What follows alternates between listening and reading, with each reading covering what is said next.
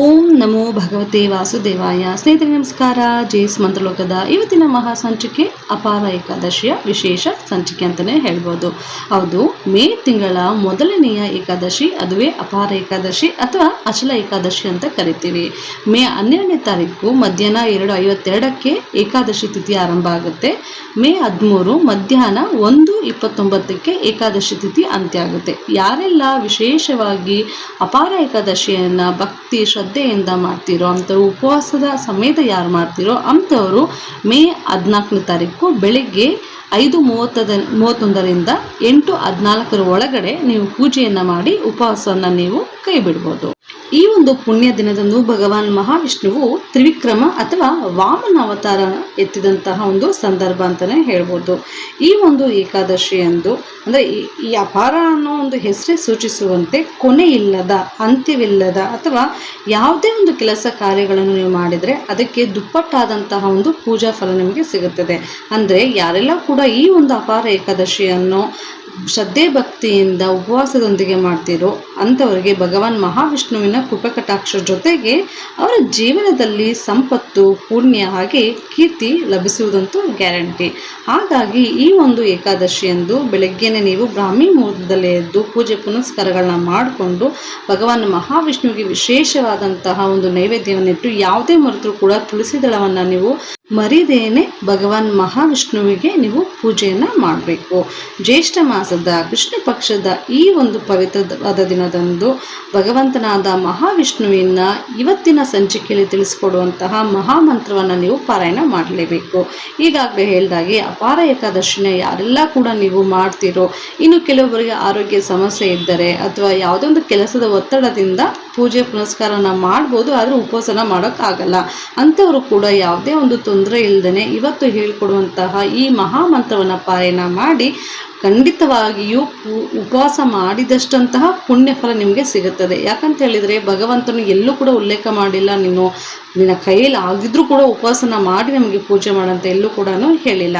ಆದರೆ ಇದು ಭಕ್ತರ ಒಂದು ಶ್ರದ್ಧೆ ಹಾಗೂ ಭಕ್ತಿಯ ಮೇಲೆ ಬಿಟ್ಟಿದ್ದು. ಹಾಗಾಗಿ ನೀವು ಯಾವುದೇ ಕಾರಣಕ್ಕೂ ತಲೆ ಕೆಡಿಸ್ಕೋಬೇಡಿ, ಬೆಳಗ್ಗೆನೇ ಎದ್ದು ಪೂಜೆಯನ್ನು ಮಾಡಿ ಪುನಸ್ಕಾರಗಳನ್ನು ಮಾಡಿ.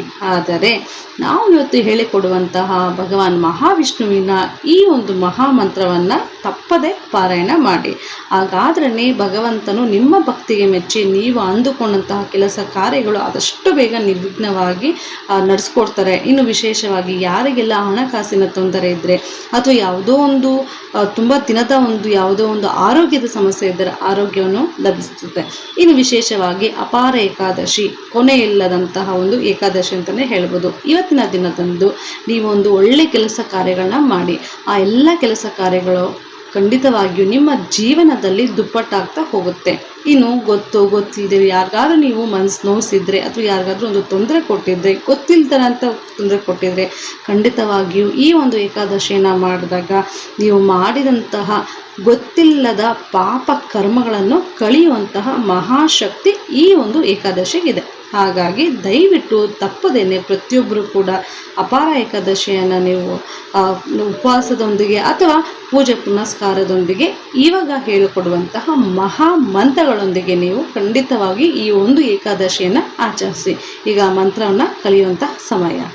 ಮೊದಲಿಗೆ ಪ್ರಧಾನ ವಿಷ್ಣು ಮಂತ್ರ ಅಂದರೆ ವಿಷ್ಣುವಿನ ಮಹಾಮಂತ್ರವನ್ನು ನಾವು ತಿಳಿಸ್ಕೊಡ್ತೀವಿ.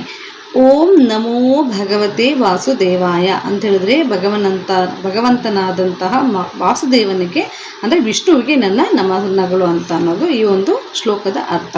ಈ ಒಂದು ಮಂತ್ರವನ್ನು 108 ಬಾರಿ, ವಿಶೇಷವಾಗಿ ನಿಮ್ಮ ಮನೆಯಲ್ಲಿ ಏನಾದರೂ ತುಳಸಿ ಮಾಲೆ ಇದ್ದರೆ ಅದರ ಜೊತೆಗೆ ನೀವು ಕಣ್ಮುಚ್ಕೊಂಡು ಚಿನ್ಮುದ್ರೆಯೊಂದಿಗೆ ಈ ಮಂತ್ರವನ್ನು ನೀವು ಪಾರಾಯಣ ಮಾಡ್ಬೋದು. ಇನ್ನು ಅಪಾರ ಏಕಾದಶಿಯಂದು ನಾನು ಈಗಾಗಲೇ ಹೇಳಿದಾಗೆ ವಿಷ್ಣುವನ್ನು ತ್ರಿವಿಕ್ರಮ ರೂಪದಲ್ಲಿ ನಾವು ಪೂಜಿಸ್ತೀವಿ. ಹಾಗಾಗಿ ಈ ಒಂದು ಏಕಾದಶಿ ವಿಶೇಷ ಮಂತ್ರ ಪಾರಾಯಣ ಮಾಡಿ. ಮಂತ್ರ ಓಂ ತ್ರಿವಿಕ್ರಮಾಯ ನಮಃ.